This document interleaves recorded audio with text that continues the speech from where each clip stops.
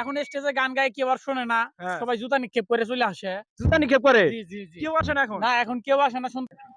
ও মা ওই গো, মা ওই গো, ও মা ওই আজকে চারটা ভাত খাইয়া যাও কই তোর বাজি দিয়ে ওই তোমার তা ওই আসলে কয়া দিমু বাচ্চা নিছে ছিলে গো হাইরে জুতের মা ওই তুমি গো। দর্শক কি বলবো দুঃখের কথা, দেখেন এই যে সারা জীবন মানুষের গান শুনলাম, স্টেজে প্রোগ্রাম করে মানুষ, আজকে দেখতেছি এই যে রাস্তাঘাটে কিছু লোক গান গায়ে বেড়াচ্ছে, মানুষকে গান শুনে বেড়াইতেছে। তো আমরা তাদের কাছে একটু যাবো, তো কি ধরনের গান তারা বলে। হাউস কইরা বসলাম দিয়া পাতা শুনে রাতে।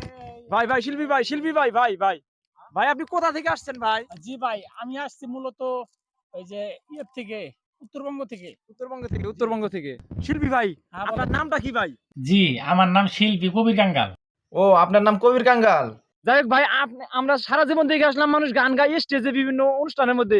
তো আজকে আমরা দেখতেছি রাস্তাঘাটে গান গেয়ে, গাড়ি নিয়ে গান গায়ে বেড়াইতেছেন, এটার উদ্দেশ্যটা কি ভাই? আসলে কি বলবো ভাই, মানে স্টেজে গান গাইতাম, ফার্স্টে দাওয়াত দিত, ঠিক আছে। জি জি জি। এখন স্টেজে গান গায় কেউ আর শোনে না, হ্যাঁ। সবাই জুতা নিক্ষেপ করে চলে আসে। জুতা নিক্ষেপ করে? জি জি জি। কেউ আসে না এখন? না এখন কেউ আসে না শুনতে, এই কারণে এখন এলাকায় এলাকায় আমার গান শোনাইতে হবে। আমার প্রতিভা যে আছে, প্রতিভা আমি প্রকাশ করবোই যেভাবেই হোক।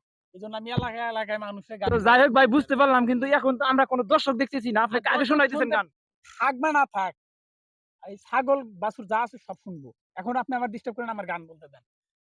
হাউস কইরা বসলাম দিয়া পাতা যাই হোক দর্শক দেখলেন এই যে শিল্পীর ভাইয়ের প্রতিভাটা, তার যে ভিতরে যে একটা প্রতিভা আছে, প্রতিভাটা দর্শকদের মানে শোনানোর জন্য কিন্তু সে বিভিন্ন স্টেজে গান গাইছে। তো তার যে কথা শুনে বুঝতে পারলাম তার গানে কেউ সন্তুষ্ট হয় নাই, তাকে জুতা নিক্ষেপ করছে এবং